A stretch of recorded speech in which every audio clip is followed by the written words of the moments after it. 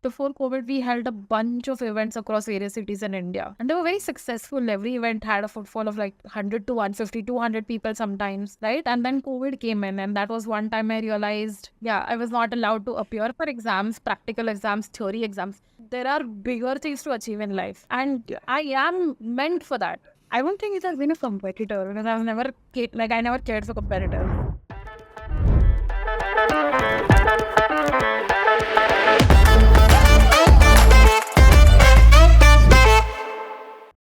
How an investor would perceive the value of a community.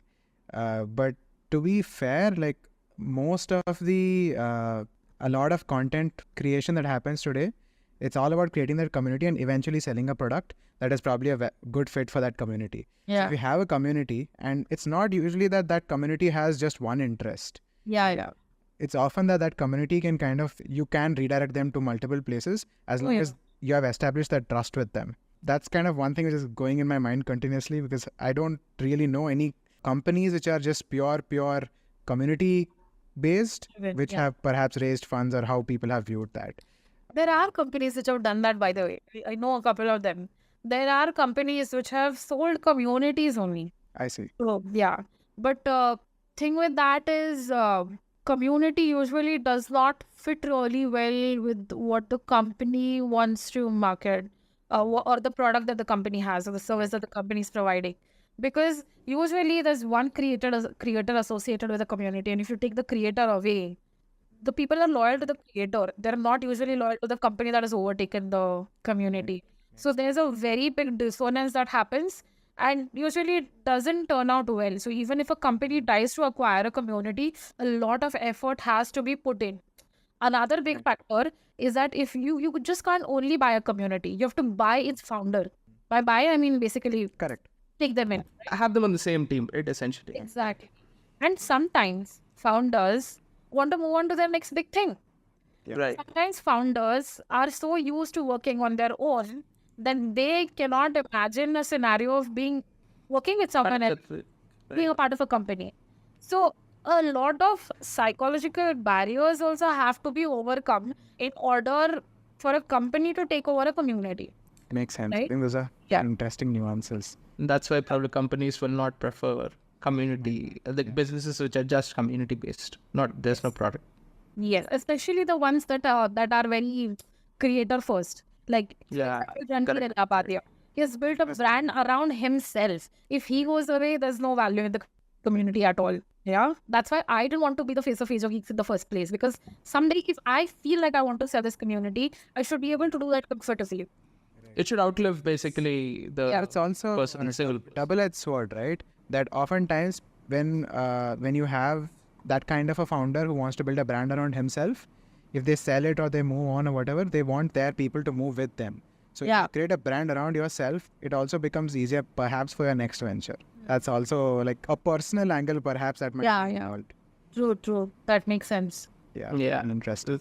One thing which you had told earlier, I didn't get to it at that time. It was that these plateaus that you had in growth, and you got through them through essentially content. So I'm wondering, was there like some sudden innovation that you had to do in content, maybe different kinds of content, or what exactly was the specific content strategy which broke you out of those plateaus? I think experimentation is what helped us. Because, like even if you come to a place where you've stagnated, that's one problem. But the algorithm for Instagram, for LinkedIn, for any other social media platform for that matter is continuously changing. So what works today may not work tomorrow. Even if you are at par, even if you're like, everything you're creating is passing the vibe check, like it's still going to come across hurdles and you're still going to hit that plateau. So the only way you move out of it is through experimentation first. And second, you at that point of time, look at what's working. Just look around, look at the social media network, see what kind of videos are working, see what kind of carousels are working, see what kind of images are working, see what creators in your domain are up to, right? If you do just that, you'll get to know a little bit about the strategy you should adopt next. That's what we did at various places. Makes sense. Yeah. Basically, I mean, so like the point you raised, right? That these algorithms are evolving. So the best way to kind of judge the algorithm is by seeing what is working outside of what you are doing. Same thing basically what you're talking about, which worked individually also, right? Try your hands at different things and figure out what sticks, basically. Essentially that. Awesome. Pretty interesting. You touched upon, I think we talked a little bit about Scalar. So I'm wondering, so Scalar is a pure educational company, and I think there are a couple of others also who are right now in this ML space, essentially like educating an audience and then providing them jobs and the typical ed tech business. You guys are not pure ed tech per se, you're more in the community line, but do you Yeah. perhaps see them as competitors, or is there like some back and forth between say them and perhaps Age of Geeks? Competitors, I wouldn't really say so. I mean, those guys are very focused on building a business. And by that, I mean, their KPIs are different. The metrics that they want to optimize are different. Okay. They would want more revenue, more profits, of course, through building a community, building a large community, because it's a very B2C kind of a business where you need more and more people to enter your community and then engage with your content and ultimately jump into the funnel and then get Right. converted as someone who pays for your course, right? Right. So, but the bottom line metric that you're focused on is profit and revenue. Right. For Age of Geeks, it's not like that because you're What would be your metric? I think engagement and growth in the number of members in our community month over month or week over week. Those kind of metrics are something that we are more interested in. If I was very focused on revenue from day one, obviously it would be my like top line metric. But right now it's not. Yeah, that's actually a very nice contrast, right? The two businesses, the difference and what would be the metric to optimize for. And that has a direct impact on the decisions you take, how you evolve the product itself. True. Yeah. So, but why did you focus on these, if I may ask? Like, why was building a community so important rather than monetizing something? Especially when you're giving a lot of time to it, right? And you're building a team around it. Yeah, I mean, I would really love to turn this community into a business. I would love that. But it's a very delicate game. Like, you have to be sure of the product that you want to introduce. What is it that you want to do with this community? You have to be very sure of it. Otherwise, I'll tell you what happens because it's a large following and they're very loyal to you and they're looking up to your content, right? It means that if you introduce something and it doesn't work, it forms an impression in their mind. And because this is a large audience, it does not go away that sooner. Right.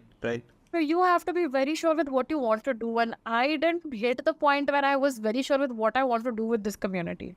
I think that was one of the reasons why I didn't haste into creating a business out of it. I see. Even if I would love to do that, I think I want to come to a point where I'm extremely sure of what I want to do next because this is not a place where I can experiment anymore, right? If I was only having 5,000, 10,000, 20,000, 50,000 followers, I would be okay experimenting. But now it's so big and it's taken a vast form that doing anything is a little difficult, right? Like you'll see a lot of people saying things like startup पे काफी सारे decisions बहुत जल्दी लिए जाते हैं and we can iterate quicker and stuff like that. But in a company like Amazon, there's so many hierarchies and the organization is so huge. Right. Processes and all. Correct. Yeah, there's processes and systems in place and that's why when communities grow, when companies grow, it becomes all the more difficult to pivot and make changes and do anything which shakes the core. Basically, a version of like with great power comes great responsibility, right? Exactly. You don't want to have any small change also, you have to think twice before that. So I'm wondering, would it have been perhaps more important to kind of figure out how you're going to utilize the community maybe much earlier on? I think I did it pretty earlier on. Basically, the thing was, I didn't want to create a large business around it, but I was very sure that I wanted to make it self-sustaining, right? I didn't want to put money out of my own pocket to be able to build this community and get it to this stage. So at that point of time, even when we had 10,000 followers, there were things running at the back of my mind of what I could do in order to make this self-sustaining, right? What I could do in order to get in some money that could help us grow. That's what I did. This is actually something which Very I'm interesting, curious about, because right?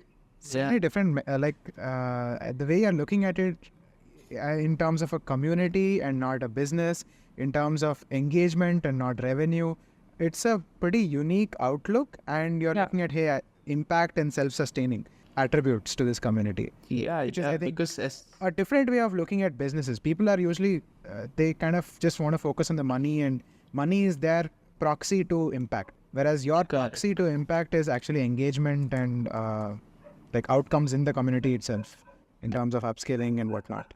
Yeah, I mean, there's upside to it, right? I mean, if let's say I decide on doing something and the community doesn't take it well, and let's say the product doesn't perform as well as I would love it to perform, it does affect my credibility. It does affect the credibility of the founder of the community as well as the community in itself, right? People will also feel that, यार ये कुछ नहीं कर पाया, मैं इसको क्यों follow करूँ?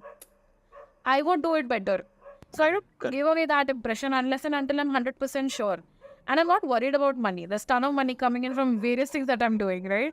And I've built small businesses in the past, and I know that in the future also I'm going to be able to do something which is absolutely off the charts. I completely believe that. But I'm just waiting for the right time, and I do have faith that whatever I'm going through, whatever I'm learning right now is going to take me there. So I'm just waiting patiently for that moment to come. This was, to be honest, this is very, very intriguing to me, right? That I was totally not expecting this before talking to you, essentially, that you're looking at it as a learning opportunity rather than as the thing that is your breadwinner, essentially, right? The money-making machine. That's a very interesting approach to motivating yourself to do something over time, right? Build the engagement. As a proxy, as Abhinav also put it, right? Very beautifully, like your proxy for impact is different. It's not the usual money that is there. Right. Yeah, I mean, there were days when money was an important thing, but I'm so past it right now that like it doesn't matter as much, I think. Yeah. I don't know, maybe it's just because I've seen enough of it that I think it's okay to not have enough of it at this stage. But it could be different for different people. Like while I was building ArtNet, I was desperate. Yes. Because that was the first time in my life when I had seen that volume of money coming in, right? And I went through it. I had a lot of money, and then I built Age of Geeks, and suddenly there was even more. But then I came to the realization that there are bigger things to achieve in life, and I am meant for that. So I just have to wait patiently to a point where I know this is 100% what I want to do with my community, or I'm waiting for my next big idea. And there are things running at the back of my mind. It's not like I'm waiting for the right moment. I could get started right now, right? But I want to be sure. That's all. No, I totally get that. To be honest with you, like we have not talked about this. I have not talked about it publicly ever. But one of the biggest reasons why I am even doing this, the TMBA podcast, is actually because of that. Like I'm trying to, like you. There is a time when money is not the thing that you're chasing, right? It's more about like things like I want to know about people's stories. Like we talked to you today, right? Yeah. I want to know the researchers, the work that is going on. It's really, really nice. I felt really nice listening to you saying this.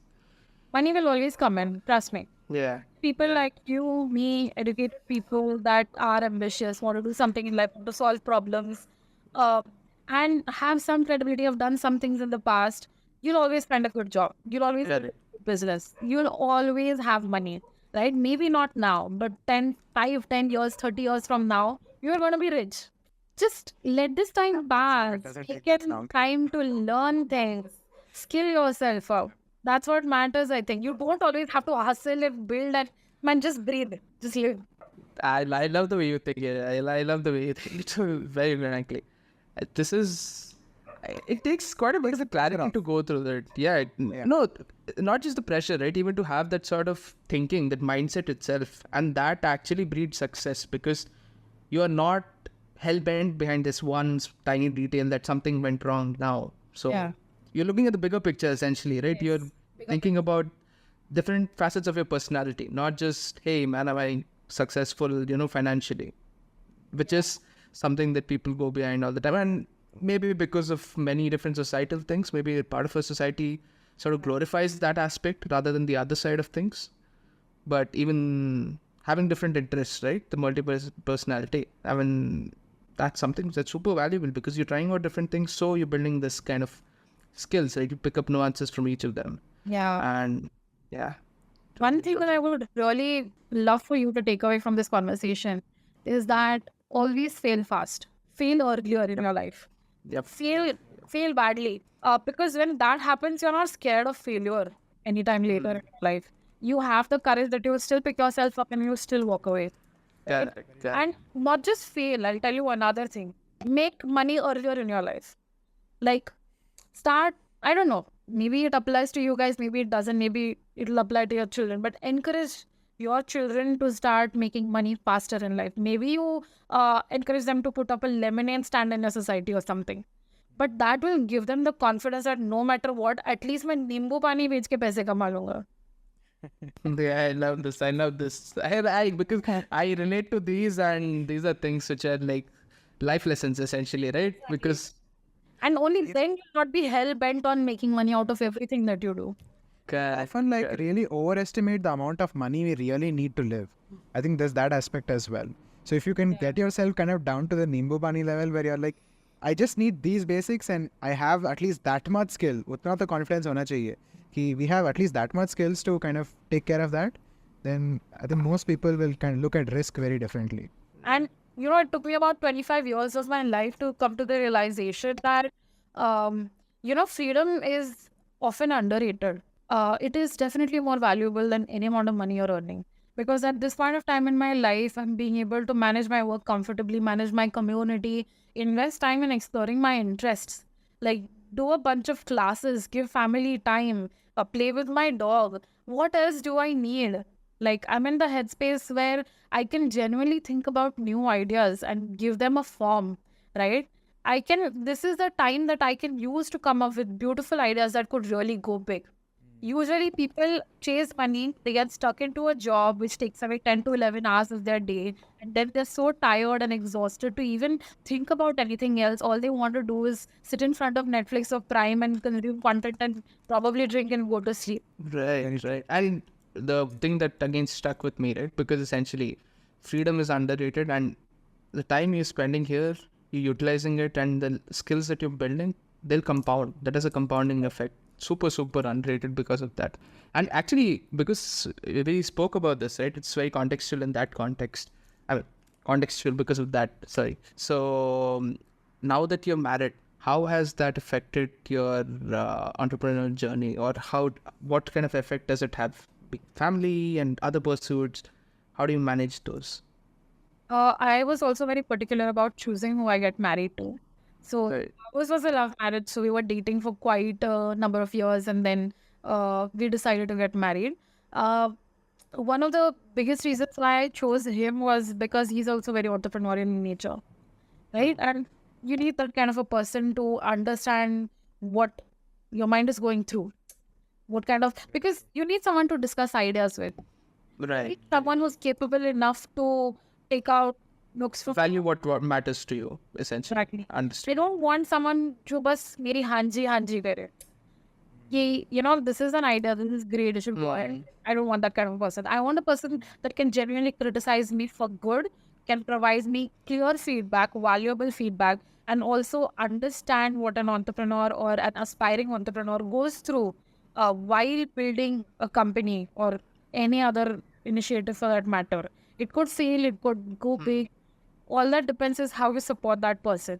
And that will only happen when the other person, your partner, also is of the same nature.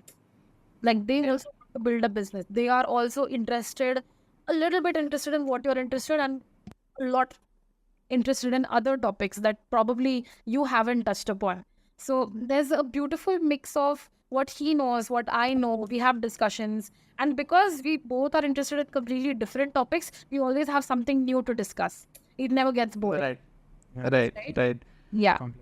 Essentially, your partner is basically an enabler rather than a liability to your life in general. That's very important. I was very particular about that. And it turned out beautifully. And let's see, both of us are continuously brainstorming ideas every Saturday. In fact, every evening, like, we get an idea, we try to brainstorm. We have a whiteboard, we write down things. We can validate each other's ideas somehow. We take out, we criticize each other, we provide feedback, and that's a Right. beautiful experience in itself. I think everyone should be able to do that. So I have sort of like a practical question. When you are in this high energy space, don't you like typically feel mentally drained, in the sense that at least like if you're spending your mental faculty in a particular area for a significant amount of time at work, and then you come back home and once again there's so much of mental engagement is happening. There's no like sort of turn off, at least through that relationship, right? No, actually. See, it depends. If you are like putting a lot of energy, brain energy into work, for me at least, because I work from home, my partner, whenever he comes home, I usually get very relaxed. Like, even if you're having like super high energy conversations, it's relaxing because at least you have someone to discuss your ideas with, right? Frustration builds up when you have nobody to talk to about it. That's worse. So at least get the discussion out. And usually it's never like we're always on the whiteboard. We'll go out on a date and discuss these things. It's absolutely fine. All that matters is how how your compatibility works out, and like how is it that you understand what your partner is going through and whether or not he or she would be able to have this conversation at this point of time. That also matters. And it's not always super high energy conversations. Sometimes I work for 2 hours and I take a 1 hour break, and it's okay. I feel like it's okay. Yeah, I don't work for like 8 hours at a stretch. I don't think it's even possible for a human being to concentrate for 8 hours at work. And I hate companies which ask their employees to do that. I absolutely hate those kind of companies and despise them. which is basically all companies. No, not at all, not at all. I can tell you from I think experience, like most companies, they do at least want 40 hours a week. And look, they don't companies value flexibility. See, good companies, if you'll see this, then it's not about the number of hours that you have to put in over a period of time, but how you do it. Like, you can be flexible about it. I'll choose in what pattern I want to use it. The reality is companies don't often give that flexibility, mainly because oftentimes you end up working in teams where somebody else's time and somebody else's commitment, and therefore you have to deliver something in XYZ time frame, which is usually you have to have a meeting at exactly 6 p.m. because somebody else's commitment, right? So oftentimes not all companies give that level of flexibility, and it's very role dependent. If you're in a like a people facing role, then it becomes even tougher in many of these companies because you are completely dependent on other people's time. Yeah, I mean, It is, but there are processes. I mean, you can agree, right? If you're in a back-end sort of role, then probably it's maybe easier to be flexible. I think it is also, I mean, you get that liberty after you put a couple of years in your career, in work. Proven As a yourself, fresher, essentially, right? yeah, as a fresher, you won't have that liberty. But once you, like, let's say, past 3 to 4 years of work, you come to a position where you have the liberty to choose what your employer is and negotiate how the work environment will be like. For me, I did that. The company that I'm working with right now, which I also did for learning only, by the way, offers amazing amount of flexibility. They're very outcome driven, and that's what I like. I like those kind of companies that are outcome driven. Like, no matter what, you deliver this, you take as much time as you want. But if something is to be delivered by Friday, you give it by Friday. You do it midnight, you do it at 2 a.m. at night, nobody gives a shit. So tell us a little bit about this company and what exactly do you do? So is it like a consultancy thing that it's doing, or you're like full-time as a part of the company? How exactly is it? Also, for our listeners, like, what is this company about? Yeah, so Markov ML is trying to build a platform on which various data-centric teams can collaborate. Like, usually when you're building a data product, if you have data, there's models you want to build, there's models you want to evaluate, you want to run experiments, you want to... there's various bunch of stuff you have to do, right? If you look at the ML development pipeline, there are various steps. And Markov ML kind of wants to put everything in one platform where everything is taken care of end to end. Once you upload your data set on the platform, you get insights. You're able to build models up there. You're able to compare models there. You're able to compare experiments up there. You're able to track the versions of your models and your data sets too, right? While being able to collaborate with each member in your team. So this is a very one of its kind platform actually. So it's a US-based startup, which is under a startup studio called Superset. So Superset in itself has about 10 to 12 good startups under it that they're building. There were two founders, Vivek Vaidya and Tom Chavez, who had billion-dollar exits. They decided that they wanted to create a studio where they incubate and accelerate multiple startups. And some of these startups go big. Some of them have really gone big. They have like raised funds and stuff. One of which is Markov ML, of which I'm an employee right now. I decided to take that decision because, for a very simple reason, that I jumped into business right out of college, right? And there's only so much I can learn by myself, right? And even if I decide to learn everything by myself, I would be trading off time because I would be making mistakes and then learning things. If I want to accelerate or catalyze that entire process, it is important for me to work under seasoned entrepreneurs or work in teams where people have built successful businesses. Only then I'm going to be able to get out of my box, look at the world, what's working, what's not, look at various ideas, and just learn how startups are built in a very fast-paced, dynamic environment, and how teams are built, and like what all goes into building large companies. Right. Makes sense. Oh, yeah, that's why I took this call. I also had a good bunch of time remaining from building Nature Geeks, which is why I thought this would be a good idea. I'd been doing this for a short period of time. I wouldn't say it is a 5-year-long commitment or 10-year-long commitment, not at all.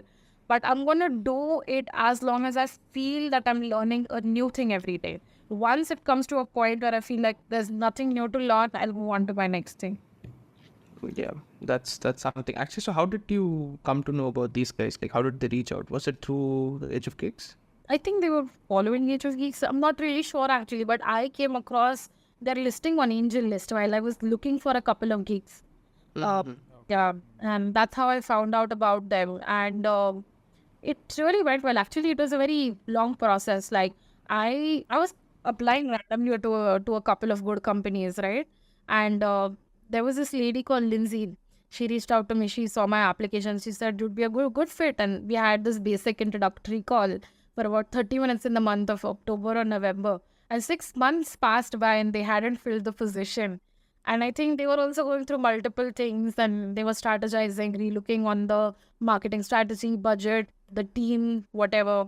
But I was very particular that I wanted to settle with a team that has seasoned entrepreneurs in it. People that have actually built businesses, made exits or whatever, gone public or I don't know. But I just wanted to be around people that know their stuff. So Sense. I waited, they waited, and it just turned out in our favor.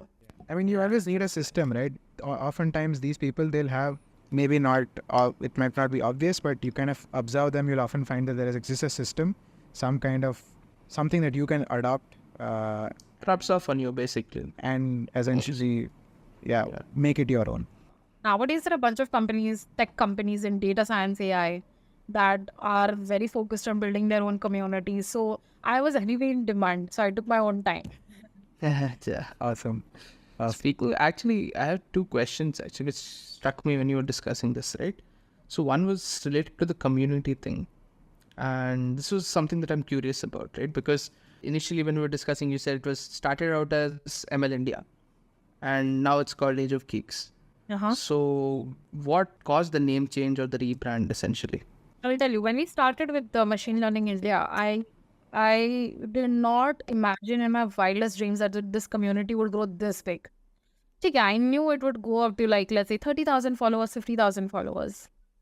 I hadn't seen this kind of fame before in my life. Like, not personally, but even for my company, right? ML was all fine back then. But as the community grew, it came to 1 lakh followers, 3 lakh, 5 lakh. And then we came to the realization that probably people that are following us are also interested in other emerging technologies outside of AI. And the technology landscape is so fast-paced that whatever's in trend today might not be in trend tomorrow. Yeah, so technologies that are being introduced today are going outdated tomorrow. So it was all the more important for me to take the call of not keeping my community limited to just AI, right? If there are people interested in AI, let them talk about AI. But am I going to limit it to just AI? The answer is no. I'm okay if a bunch of people within my community decide to talk about blockchain for that matter, or Right. AR, VR, whatever's in trend right now. So that's also absolutely okay. I want the platform to be open for all technologies, right? If there's, I don't know whether you all are aware of it, but Gartner publishes a hype cycle every year for technology. And you'll see that there are new technologies on the cycle every year. Right. Right. Yeah. Right. And usually, whatever's ascending is usually what's descending in the next year on the cycle. So Right. it becomes all the more important for people like me, community founders, or people that are influential in technology, to be able to facilitate conversations around technology in general, not have them associate with one particular technology. Otherwise, it's just pointless, right? It's limiting, basically. Yeah, it's limiting. But then doesn't it also come with the downside of, because you're a content driven community, right? That's what drove the growth. Doesn't it sort of make it so generic that maybe you don't get the recognition, because for people finding the community, it's easier if it's niche, or the content creation itself becomes, I mean, that might not be an issue because you already have a team and then there's a lot of community members who would be suggesting it. But basically attracting new members, right? Would that become a problem? Maybe. True. Yeah. From a content creation perspective, it's not that problematic. But if we keep ourselves limited to only machine learning, sure, it's a niche. And it helped us a lot while we were building the community. But now it has come to a stage where there's so many people under the umbrella. And the technology landscape is changing so quickly that there's a set of people, there's a category of people that do not align themselves with any technology. They just want to do what's up and coming and make money out of it. Right. Like people that were interested in AI a couple of years ago were also interested in blockchain and Polygon and all Ethereum and building dApps and everything in and around that. There's always going to be that bunch of people. And we wanted to come to a position where we cater to the needs of multiple members and multiple sections within the community. We didn't want to limit ourselves to just AI. Because now if we just grow as a community in AI, I'll tell you, there will come a point where the growth of the community stagnates. Because machine learning in itself has Right. become so commercialized, it's so usual. हर गली और नुक्कड़ में एक machine learning engineer मिल जाता है. Which wasn't the case in 2015. Not a lot of people knew about machine learning at all. TensorFlow was new, brand new. And people used to crash their laptops and all using TensorFlow. And there was no way in hell they could solve those errors because the technology was still building up.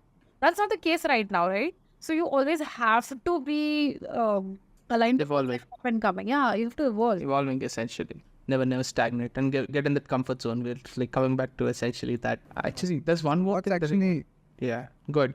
I'll come no, later. I'm kind of like wondering now, you were talking about all these ideas that are brewing in your head. So what's next for you? Potentially, what are you looking at?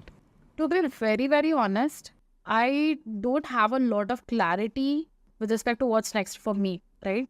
I am taking this time to learn as much as I can from all the sources that are available. बोलते हैं ना, जहाँ से ज्ञान but रहा है बटोर दो.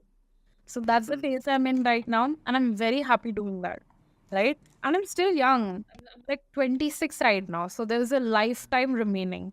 I am very patient, at least with respect to achieving things in life, right?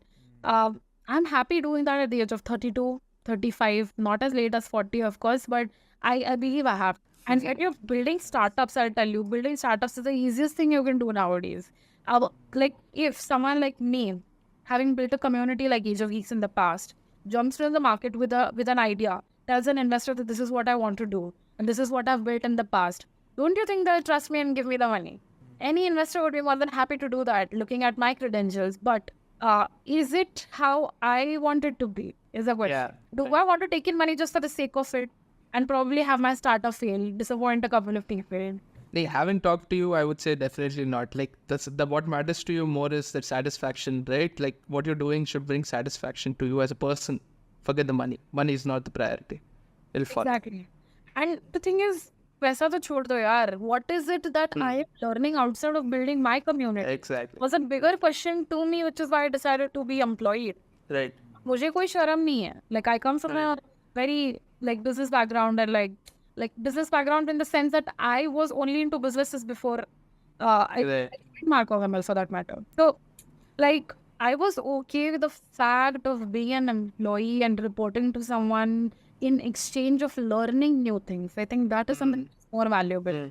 Nobody can take that away from me. I mean, you could take Age of Geeks away from me. I'm more than okay to sell it away. But you can't take the skill set of building a community as large as Age of Geeks from me. And that is my value proposition.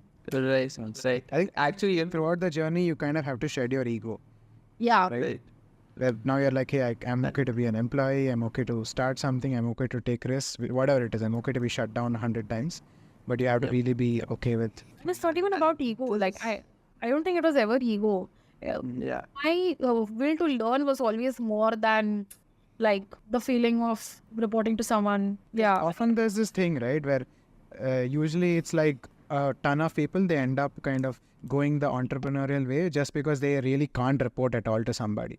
They're like, मैं instructions ले ही नहीं सकता. This is just impossible for me, and therefore I'm going to start a business. Which is stupid.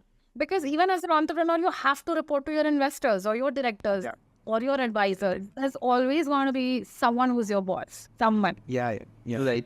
It's a trust. This is, no, to be honest, this is very interesting because we've talked to another person also who's a founder of a company, and there's so many similarities in what you're saying, right? Some of the things, especially like basically like you can take away the brand, but you can't take away the skills that I learned, right? That is something that is irreplaceable. That is something that the zeal for learning, and that is something that I personally resonate with quite a bit. Like focus, like I prioritize learning a lot, and yeah, this is really nice. Yeah, this is so a little sort of, they're like a little bit of tangent. First, I'll start with this one because this thing is in vogue right now. The GPT, the wave, right? So how has it affected you, especially because content creation is a big part of what you were doing, right?